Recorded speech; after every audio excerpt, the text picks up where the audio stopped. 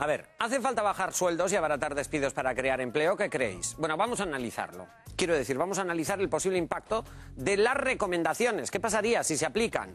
Invitamos a nuestra mesa a una persona que es economista y además es propietaria de una empresa de servicios inmobiliarios. Entra en el plató Gurutze Iturralde.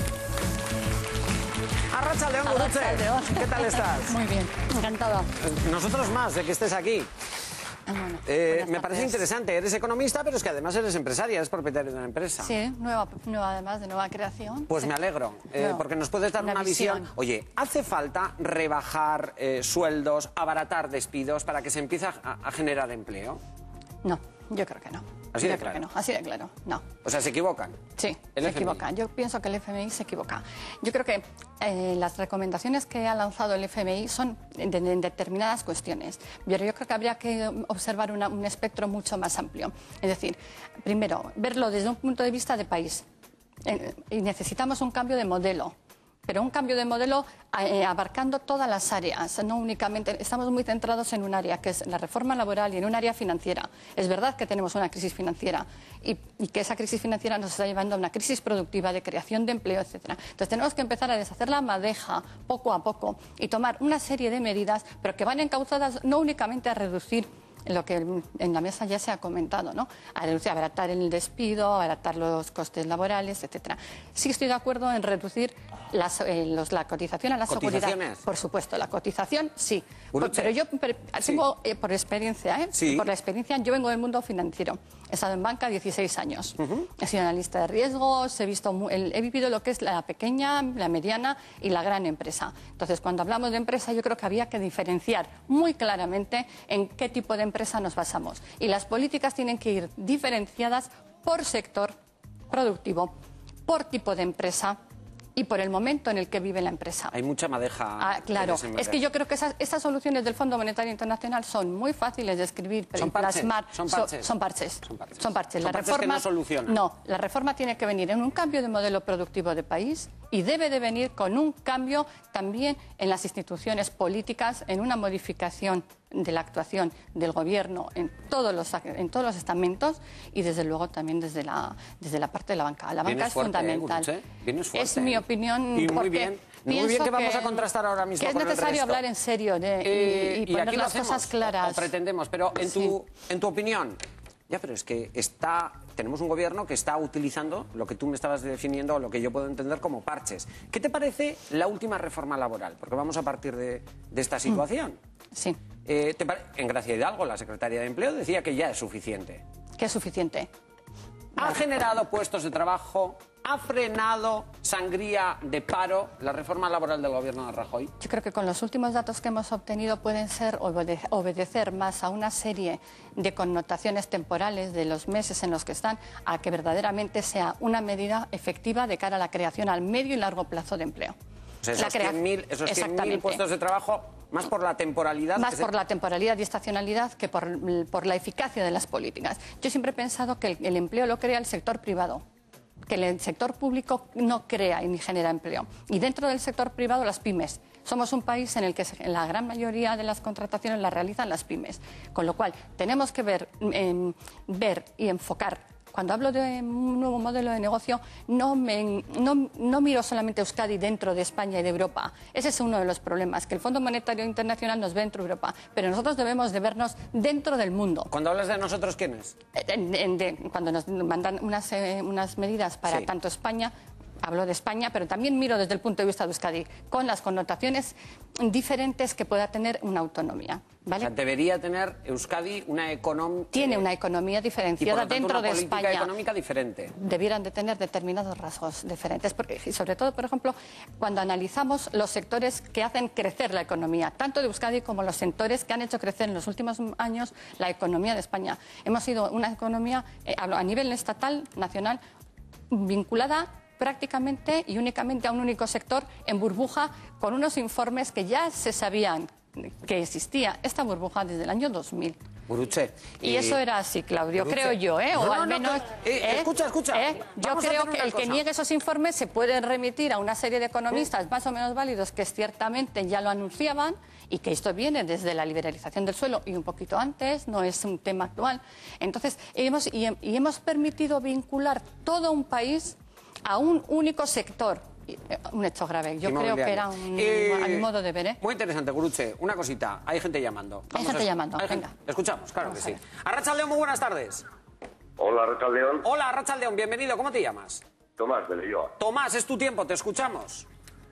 Vamos a ver, yo personalmente creo que todo esto que están haciendo el FMI, el gobierno de España, la Merkel, etcétera, etcétera, esto es una tomadura de pelo.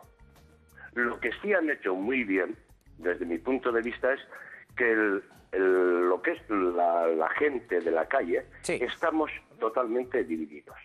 Debería de haber mucho más unión y mucha más protesta por parte de los trabajadores que estamos en la calle, que encima de que lo estamos pasando francamente mal, nos quieren abaratar todavía mucho más los despidos. Pues entonces, ¿qué es lo que estamos haciendo? Me parece, sinceramente, que nos están tomando el pelo. Oye, me llama la atención que digas que lo que están intentando es dividir a la sociedad, dividir. ¿Crees que estamos más divididos? Totalmente. Sí, totalmente. Sí, no hay unión. La gente joven no participa como se participaba antiguamente cuando había protestas, cuando había que salir a una huelga. La gente parece que tiene miedo de salir a una huelga porque se queda en la calle. Claro. La gente tiene miedo a que les bajen los salarios. Entonces, a coger una baja. A coger una baja, que esa es otra. Ya no puedes ni siquiera coger una baja. Tienes que ir con la cabeza debajo del brazo porque te arriesgas a que te despidan. Los contratos son cada vez más precarios.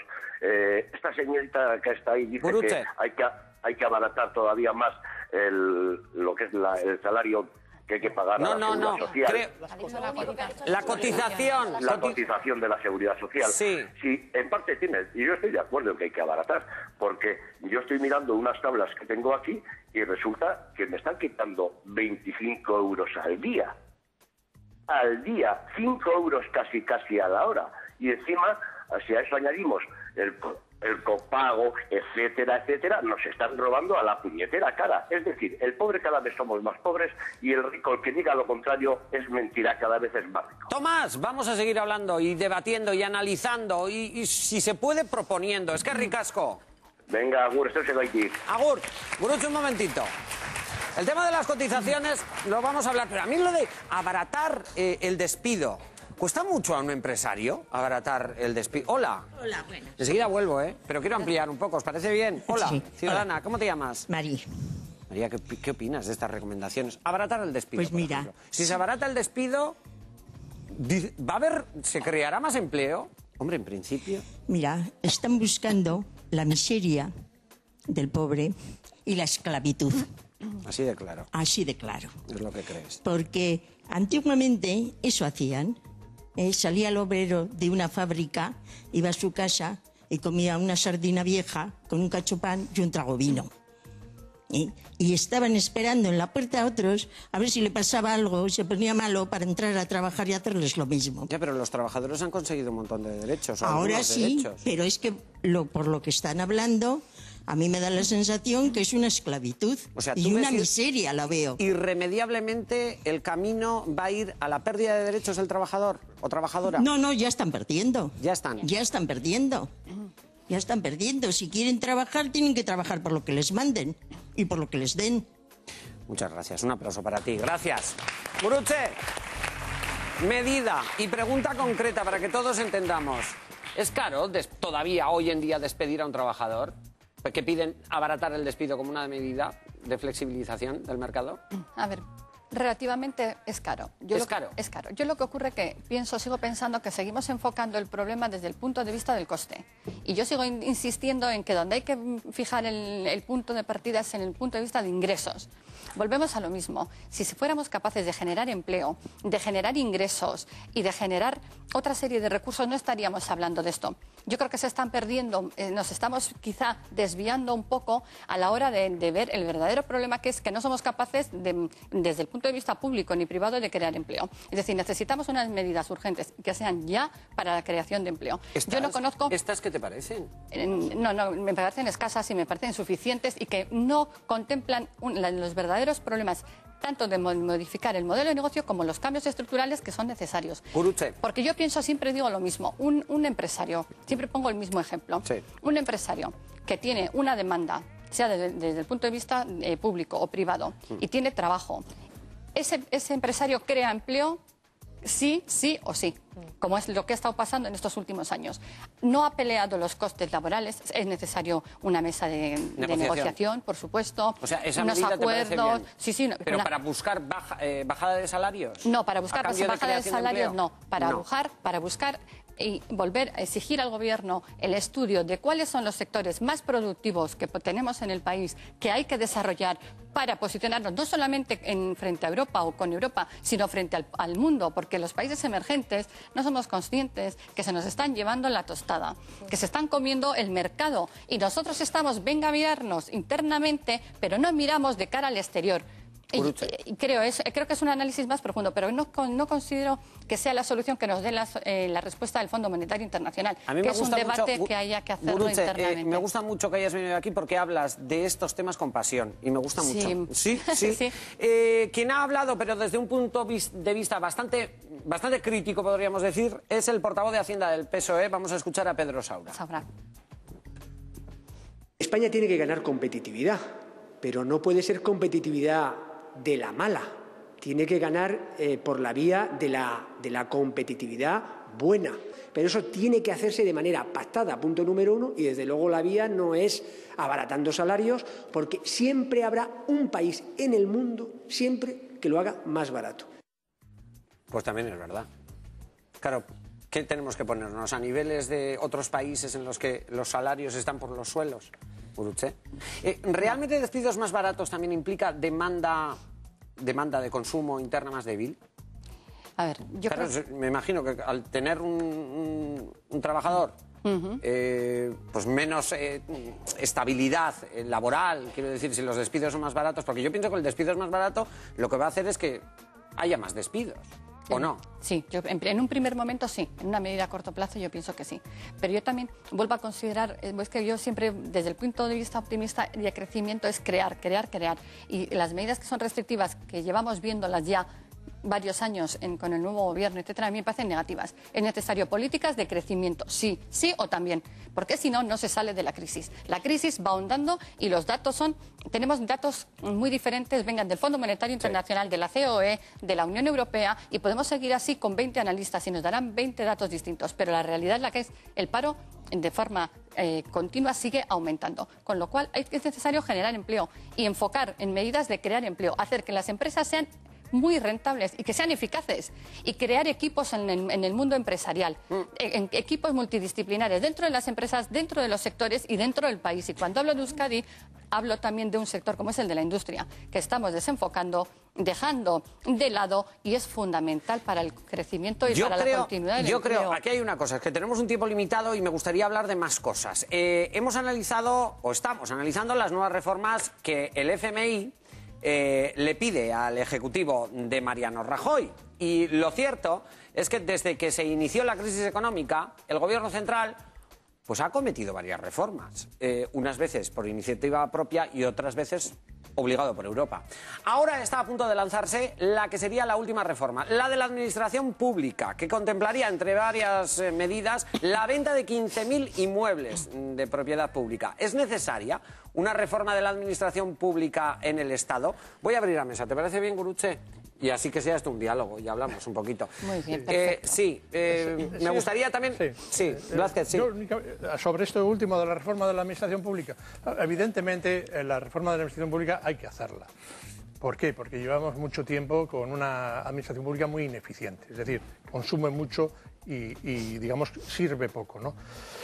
La cuestión está en el enfoque de esta reforma. A mí me da mucho miedo el señor Rajoy porque le sale el alma centralizadora y por lo tanto empieza a obligar a las comunidades autónomas, en este caso a Euskadi, a hacer cosas que no están en el deseo de la población a la que se le va a imponer esto.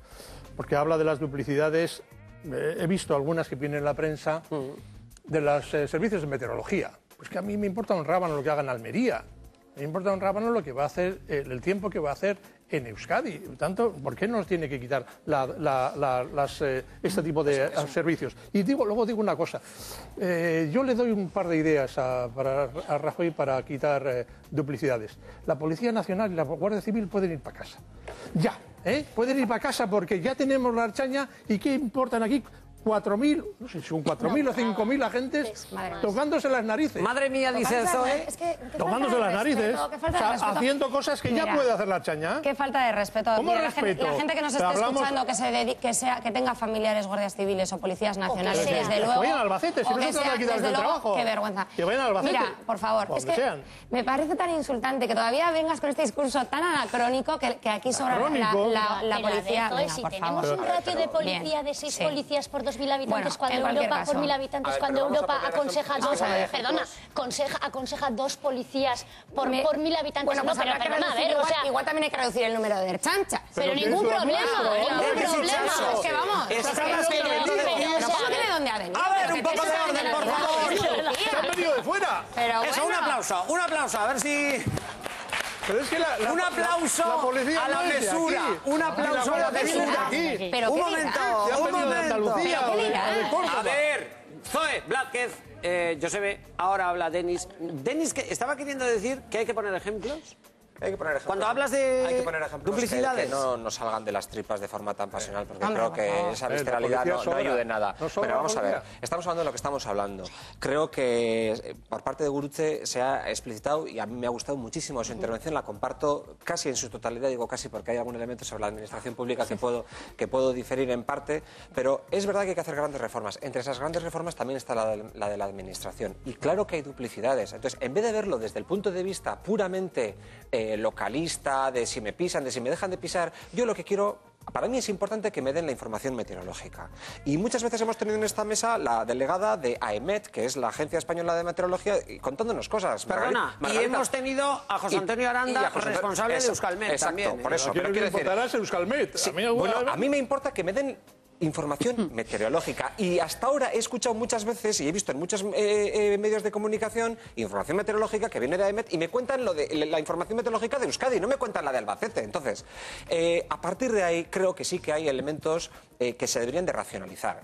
En parte la administración puede ser ineficiente, pero sí creo, al hilo de lo que se decía, que no genera empleo, yo sí creo que la administración pública, sin que su principal función sea la de generar empleo, además de una función claramente de arbitraje de la economía, de arbitraje, de poner normas, de poner límites, de poner reglas, existe también determinados sectores como el sociosanitario y algunos otros que son claves y que solo la administración pública puede impulsar con eficacia, con igualdad, con capacidad de acceso para todo el mundo, universal, y es muy importante. Es uno de los, por ejemplo, elementos cuando se habla de que la construcción era casi el monocultivo de la economía española, es verdad, pero también había un turismo que ha ido modernizándose y hay un sector sociosanitario interesantísimo en España con un montón de hombres y mujeres, sobre todo mujeres, que lo hacen estupendamente bien y que trabajan y que hacen de este un país mejor. Y por tanto, y la enseñanza, o sea, los pilares del estado de bienestar también generan empleo y su reducción genera desempleo, y por tanto ese es un elemento que le tenemos que dar también su... Gurutze, enseguida vas a opinar, pero ahora vamos a escuchar al presidente del gobierno español, que es Mariano Rajoy, que hizo ayer esta presentación. Adelgazamiento de las administraciones. Claro, uno puede pensar,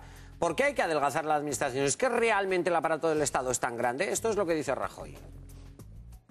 Quisiera acabar hoy con un mito muy extendido a propósito del verdadero tamaño de la administración pública en España. Contra lo que muchos afirman, y con los datos de 2012 en la mano, podemos decir que España se sitúa entre los países de la eurozona con menor gasto público en porcentaje del Producto Interior Bruto. Un 43%, 43,3% para ser exactos, frente al 49,7% de la media de la zona euro. 6 puntos menos. Entonces se me plantea la siguiente duda, Guruche. Entonces, ¿por qué hay que hacer un adelgazamiento de la administración pública?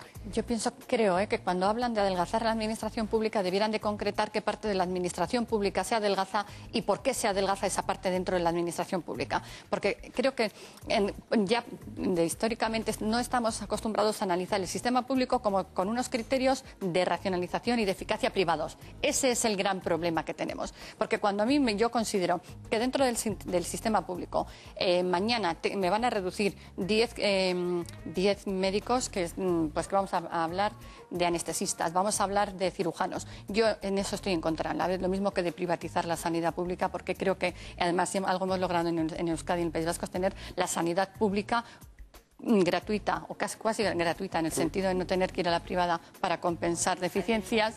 No, perdona, no compares. Lo que se está haciendo en Madrid no comparte. Un momento, Iturrioz. Yo tengo gente que no... A ver, un momento, Iturrioz. De Madrid. Zoe. Mira, yo no sé, tú tienes unos amigos muy raros. Sí, No. Oye, perdona, yo voy al médico. Se acabó. Termino la idea que quería transmitir. Adelante. Yo considero que sí que es verdad que hay ineficiencias y que está sobredimensionado una parte de asesoramiento, por ejemplo, a determinados políticos públicos. Eso para mí es innecesario, porque es un coste que no tiene ningún sentido, ninguna rentabilidad, ni es eficiente. Pero una sanidad pública eficiente la tenemos aquí. Y yo sí considero que por autonomías la sanidad tiene una eficiencia y un nivel de atención muy diferente. No estoy de acuerdo, sin duda. Y yo he visitado autonomías, he recorrido España, he visto autonomías como Andalucía y he visto lo que pasa en muchos hospitales. Y desde luego están a años luz de la sanidad pública vasca. Eso lo digo y lo mantengo. Reforma de la administración pública. Desde luego hay muchas críticas. Blázquez hablaba de recentralismo. Zoe quiere hablar, pero antes de hablar vamos a saber en qué consiste a grandes rasgos esta reforma de la administración pública.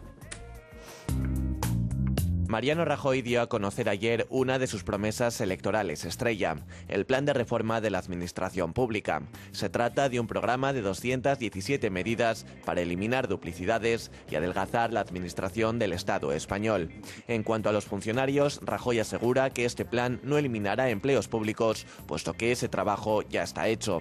Recordó que desde que llegó a la Moncloa, España tiene 377.000 funcionarios menos, así que, hecho ya este recorte, el nuevo plan presentado por Rajoy tomará medidas de ahorro como pagar a todos los funcionarios desde la misma cuenta corriente o eliminar burocracia. El presidente quiere quitar ventanillas y potenciar la administración electrónica. Enviar una carta a un ciudadano cuesta 2,5 €. Mandar un email, 19 céntimos. Rajoy también quiere cerrar organismos autonómicos como agencias energéticas o de meteorología. El presidente sostiene que España ya tiene organismos que hacen ese trabajo. Además, esta reforma también quiere centralizar en Madrid todas las compras de suministros de la Administración para que salga más barato. Por último, Rajoy espera eliminar puestos directivos de empresas públicas y reducir drásticamente los coches y choferes oficiales. Todo eso, además de vender hasta 15.000 inmuebles de propiedad pública. Este plan de reforma de la Administración pública debe ahora ir al Congreso y al Senado. Rajoy promete que buscará consenso. Sea como fuere, su gobierno tiene mayoría absoluta. En total son 217 las medidas que se contemplarán en la reforma de la Administración pública, de la que podemos destacar las siguientes. La venta de 15.000 edificios públicos el cambio de la forma de pago a los funcionarios, la supresión de organismos autonómicos que pudieran producir duplicidades con el Estado y, en suma, la reducción de buena parte de la burocracia administrativa donde se va también buena parte del dinero. Me gustaría escuchar una valoración. ¿Qué opinas, Josebe? ¿De estos destacarías alguno? Yo, mira, nos faltan también cifras globales que tampoco se saben, de ahorro. No, además yo creo que hay una cosa, y no estoy de acuerdo con Gurutzen, que dice que son necesarios cambios estructurales importantes. Dentro de eso podríamos entrar a replantear la administración. Vale, ahí estoy de acuerdo. Ahora, dicho esto, la cuestión está, y no estoy de acuerdo con Rajoy, el otro día hablaba de decisiones técnicas y no políticas, y ahí es donde estoy completamente en desacuerdo. Es decir, creo que no me fío además de estas reformas, por lo que estamos hablando todo el rato, hemos hablado de la reforma laboral, cómo alguien despidiendo a la gente genera más empleo. Es que es ilógico, o sea, es ilógico in termini, o sea, no tiene ningún sentido. Entonces, o sea, lo que estábamos diciendo antes, cuando mira las autonomías tenemos el miedo de que nos quite autogobierno, no estamos pensando en que van a ahorrar, porque luego resulta que se va a hablar con el Papa y le dice al Papa, señor mío, no se preocupe, a la Iglesia la tenemos bien cubierta, no le vamos a poner todo el dinero que estamos ahí metiendo, no hay ningún problema con eso. Hablamos de la policía, entonces los criterios no son técnicos ni racionales, son políticos, y creo que en este sentido es necesario un debate social. ¿Cómo moderamos la administración? Yo creo que la administración lo que necesita es más cercanía con la ciudadanía, menos burocracia, un montón de elementos que yo creo que la administración pública puede generar mucha riqueza y empleo según cómo lo haga, y creo que tendría que estar pensando ahí. Y desde luego Mariano Rajoy no creo que esté pensando en eso. Bueno, primero, todo gobernante actúa desde unos criterios ideológicos, eso es evidente, que tú ¿no? lo digas, es evidente. No, Mariano. Sí, es así. Es que tú eres mucho más lista que Mariano. Bueno, gracias, yo sé. Adelante. Quiero aclarar lo que decía antes. Cuando ella se refiere a la sanidad gratuita, yo lo que sí que he querido destacar es que sanidad gratuita, por suerte, tenemos en todo el Estado. Otra cosa es la calidad, y estoy contigo, que quizás la que hemos alcanzado en Euskadi sea mucho mejor que en otros sitios, y por supuesto, si pones el ejemplo de Andalucía, pues te tengo que dar la razón. Porque está el PSOE allí, pero en Madrid no, pues porque por desgracia en Andalucía las cosas funcionan muy mal. Segundo, en cuanto a esta reforma de la administración, yo sí que creo, y creo que todos los ciudadanos que tienen que ir a hacer cualquier gestión a la administración saben que las cosas no funcionan bien, que hay que racionalizar y que hay que mejorarla. En cuanto a decimos que hay que quitar burocratización. Tú acabas de crear una empresa. Los datos son que en España se tardan 47 días en inscribir una empresa y la media de los países de la OCDE 14 días. Evidentemente hay cosas que no estamos haciendo bien. En cuanto a la eliminación de entes públicos, que tenemos un marasmo de mancomunidades, de organismos, de empresas públicas, que muchas están creadas para enchufar a la gente y que son totalmente ineficientes. Tenemos el BEC en Vizcaya, la feria de muestras, que nos cuesta a los vascos 100.000 euros cada día. Es una barbaridad. Y en cuanto al autogobierno y la ley y qué nos va a afectar. Bueno, ya se ha acordado que se van a respetar y se ha reconocido nuestros derechos históricos. Y por otra parte, en Euskadi no tenemos ni ley vasca municipal, con lo cual hasta que aquí no haya una ley vasca municipal no se va a hacer nada. Así que el miedo ese que levantáis entre la gente, nos vienen aquí a quitar competencias, hay que quitarle esta ley. Hasta que aquí no haya otro desarrollo legislativo no se va a aplicar, con lo cual fuera miedos. Vale, os voy a pedir intervenciones más breves porque nos vamos a la calle, enseguida organizamos esto. Hay que mirar, igual que todos miramos en casa, ellos también tienen que mirar en su casa, pero hay que hacerlo bien, no hay que hacerlo, unos miran, otros no, unos trabajan, otros no. Sí está bien si todos ponemos de nuestra parte por economizar y por ajustarnos a los presupuestos que tenemos.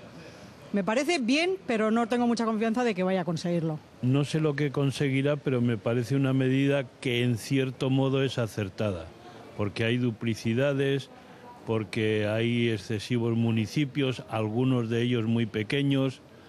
No sé lo que conseguirá, pero en principio solo son recomendaciones, por cierto, 220 recomendaciones, de las cuales 120 está en manos de las administraciones el aceptarlas o no. Blázquez, ¿querías comentar algo? Sí, no, engancho con lo que acaba de decir este ciudadano. Sí. En el diccionario, en el idioma de Rajoy, reforma igual a recorte. Eso es lo que nos da miedo cuando oímos la palabra reforma. Decimos, Dios mío, a ver por dónde nos va a dar don Mariano ahora, ¿no? Entonces, la cuestión está en que no se puede acometer una reforma integral, que es como debe ser de la Administración, si no contamos con todos los agentes. Si no se cuenta con las comunidades autónomas, también con los ayuntamientos, tienen razón en eso de la ley municipal. Y hay que contar con otra gente que es muy importante, es con los propios trabajadores de la administración pública. Yo creo que no se pueden acometer reformas de calidad sin contar con la gente, sin contar con los sindicatos de trabajadores, sin contar con los técnicos, sin contar con los propios funcionarios de base. Y esa es una verdadera reforma, una reforma interior, aparte de quitar algunas ineficiencias. Has estado en el grupo de trabajo, ¿sabes, no? Sí. Has estado ahí. Esto lo vale. conozco. ¿Sabes si han hablado o no con los...? No, quiero decir, no te había entendido la ironía. No he estado. Pero es que, no han hablado con los si alguna vez habías estado en una mesa empresa de calidad, claro que sí. Denis, entonces, esa es la cuestión. Un momento, Denis. Yo creo que lo que se está plantando en España, que habrá que ver el documento y habrá que ver cuánto nivel de invasión, cuánto nivel de medida improductiva que no vaya a generar ningún tipo de mejora, cuáles pueden ser interesantes, ¿no? Eso habrá que analizarlo con detenimiento. Pero en todo caso, yo quiero recordar que en Euskadi, las conversaciones que ahora mismo tienen el Partido Socialista de Euskadi con el PNV, uno de los puntos fundamentales que se está tratando es cómo se reforma nuestro autogobierno. Cuando se habla de desarrollo de autogobierno, también hay que hacerlo hacia adentro. Tenemos 4 parlamentos, tenemos 3 diputaciones, tenemos un gobierno vasco, tenemos muchas competencias a veces duplicadas, departamentos de cultura en ayuntamientos, en diputaciones, en gobiernos vascos, mancomunidades, en fin. Y eso se puede intentar hacer más eficiente. Eso es entre todos, claro que sí. Y luego yo creo que deberíamos de intentar ser menos soberbios, porque nosotros somos muy buenos en muchas cosas. En Euskadi es verdad que somos un país rico, nos hemos podido permitir un desarrollo del autogobierno, de los servicios públicos, del estado de bienestar alto, pero hay cosas en las que no deberíamos de tener ningún empacho en reconocer. Andalucía, que ahora parece que es el ejemplo de lo peor, fue la primera comunidad autónoma que puso en marcha el asunto de los medicamentos genéricos, por ejemplo, y que puso en marcha una central de compras para que realmente los medicamentos no se compraran hospital por hospital, sino conjuntamente toda la comunidad autónoma. No. La sanidad andaluza, que tendrá seguramente muchas eficiencias, y no la conozco en profundidad, creo que nada es bueno ni malo per se porque esté en un sitio. Ahí puede haber elementos, y de hecho esa es una fórmula que luego la han copiado otras comunidades autónomas, y que creo que, por ejemplo, a mí, que sea el Estado quien compre los medicamentos para toda España, a mí eso no me preocupa. Ni me siento invadido en mi autonomía, ni en mi autogobierno, ni en mi identidad. Porque creo que si va a salir más barato, estoy encantado. Si es una imposición, sí. Pero ahora, si usted le acuerda conmigo, digamos, tener una central de compras y yo tengo una participación en la gestión, es sentido común. Y a mí me van a convencer rápido. Me dicen, oiga, mire, Euskadi, usted compra de este medicamento, de este tipo de medicamento, tanto. Si lo compramos todos juntos, sale más barato. Y no haría falta implantar el copago.